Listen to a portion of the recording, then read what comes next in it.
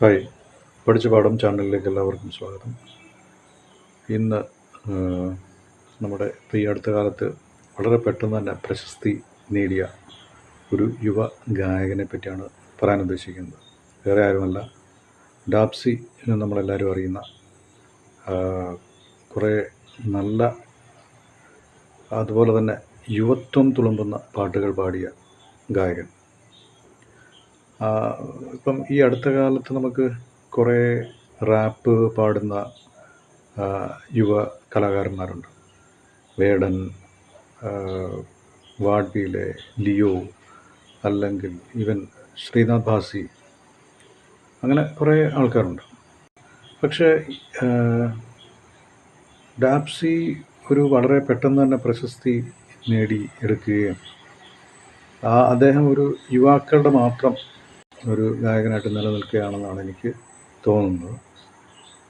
പക്ഷെ ശരിക്കും പറഞ്ഞാൽ മറ്റുള്ള റാപ്പർ പാട്ടുകാരെ പോലെ അല്ല, അതായത് പ്രത്യേകിച്ച് മലയാളി റാപ്പർ പാട്ടുകാരെ പോലെ അല്ല ഡാപ്സി എന്നാണ് എനിക്ക് തോന്നുന്നത്. അദ്ദേഹത്തിൻ്റെ ശബ്ദത്തിലുള്ള ഒരു ടിംബർ ക്വാളിറ്റി, അദ്ദേഹത്തിൻ്റെ ഒരു ശബ്ദത്തിൻ്റെ ഒരു ശക്തി, ഒരു പവർ, അതിനോടൊപ്പം തന്നെ അതിൽ ഉള്ള ഒരു ഇമോഷൻ, ഒരു ഡീപ്പ് ഇമോഷൻ, ഒരു ഡെപ്ത്, പിന്നെ ആർട്ട്, ഇതെല്ലാം കൂടെ മിക്സായ ഒരു നല്ല ഒരു പ്രത്യേക ഒരു ആർട്ടിസ്റ്റായിട്ടാണ് എനിക്ക് ഡാപ്സി തോന്നിയത്.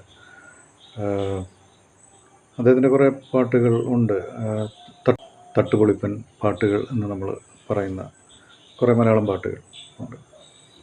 അപ്പോൾ അതിൽ ഏറ്റവും ഇപ്പോൾ ഈ അടുത്തിടയ്ക്ക് ഇറങ്ങിയ ഒരു ശുണ്ടാമുണ്ടി എന്ന് പറയുന്ന ഒരു ഒരു ഒരു സിംഗിൾ ട്രാക്ക്, അത് ശരിക്കും പറഞ്ഞൊരു പ്രത്യേകതരം കോമ്പോസിഷൻ. നമ്മൾ മലയാളത്തിലാണെങ്കിലും ഹിന്ദി ഗാനരംഗത്താണെങ്കിലുമൊക്കെ ഈ വെസ്റ്റേൺ ഓർക്കസ്ട്രേഷനോട് ചേർന്ന് പോവുക ഒരു ചലഞ്ച് തന്നെയാണ് പല മ്യൂസീഷ്യന്മാർക്കും. നമുക്കത് ഫീൽ ചെയ്യാം. ചില പാട്ടുകളൊക്കെ വളരെ നല്ല രീതിയിൽ ബ്ലെൻഡായി പോകുന്നുണ്ട്. പക്ഷേ എന്നാലും ഹിന്ദി ആണെങ്കിലും മലയാളമാണെങ്കിലും ഒക്കെ ഈ വെസ്റ്റേൺ ബീറ്റ്സ് ഇത്തിരി മാറി നിൽക്കും. റിതമുണ്ടെങ്കിൽ അതിൻ്റെ കൂടെ പാട്ട് പൊക്കോളും. പക്ഷേ ലിറിക്സ്, ഒരു മലയാളം പാട്ട് എങ്ങനെ ഒരു വെസ്റ്റേൺ ബീറ്റ്സിനോട് ചേർന്ന് പോകാൻ പറ്റും? ചേർന്ന് പോകുന്നുണ്ട്, പക്ഷെ എന്നാലും മലയാളം, അതിനകത്തുള്ള പാട്ട് മലയാളം പാട്ടായിട്ട് നിൽക്കുകയും അതിൻ്റെ ഓർക്കസ്ട്രേഷൻ വെസ്റ്റേൺ ആയിട്ട് നിൽക്കുകയും ചെയ്യും. പക്ഷേ ഇദ്ദേഹത്തിൻ്റെ ഒരു പ്രത്യേകത, അതിൻ്റെ ലിറിക്സ് ശരിക്കും പറഞ്ഞാൽ അതൊന്നും മനസ്സിലാകത്തില്ല സാധാരണ മറ്റുള്ള പ്രദേശത്തുള്ള ആൾക്കാർക്ക്. അപ്പം അതൊരു പ്രത്യേകതയാണ് ഇദ്ദേഹത്തിൻ്റെ പാട്ടിൻ്റെ. ഈവൻ AR റഹ്മാൻ്റെ തമിഴ് പാട്ടുകളാണെങ്കിൽ പോലും വളരെ നന്നായിട്ട് ബ്ലെൻഡ് ചെയ്തെടുത്തിട്ടുണ്ട് തമിഴ് വരികളും വെസ്റ്റേൺ, അദ്ദേഹത്തിൻ്റെതായിട്ടുള്ള ഒരു ഫ്യൂഷൻ സ്റ്റൈൽ. പക്ഷെ ഇവിടെ മലബാർ ഭാഷ, മലബാർ വാക്കുകൾ, വാചകങ്ങൾ ഒക്കെ വളരെ മനോഹരമായിട്ട് ബ്ലെൻഡ് ചെയ്തു എന്നാണ് ഞാൻ പറയുന്നത്. അതായത് വളരെ മനോഹരമായിട്ടുള്ള വരികൾ എന്ന് പറയാൻ പറ്റില്ല. കാരണം ഒന്ന്, എനിക്കത് എല്ലാം ഒന്നും മനസ്സിലായിട്ടില്ല. പിന്നെ മനസ്സിലായിടത്തോളം അത്ര വലിയ ഗംഭീര ഡെപ്തുള്ള വരികളും വാക്കുകളും ഒന്നുമല്ല, സാധാരണ ആയിരിക്കും. പക്ഷെ അതിൻ്റെ ശബ്ദ തരംഗങ്ങൾ, ശബ്ദത്തിൻ്റെ ഒരു, വാക്കുകളുടെ ഒരു സ്ട്രക്ചർ, അതിൻ്റെ ഈ വെസ്റ്റേൺ ഓർക്കസ്ട്രേഷനോട് കൂടെ ബ്ലെൻഡായി നല്ലൊരു വെസ്റ്റേൺ റാപ്പ് കേൾക്കുന്ന ഒരു ഫീൽ ആ പാട്ട് നമുക്ക് തരുന്നുണ്ട്.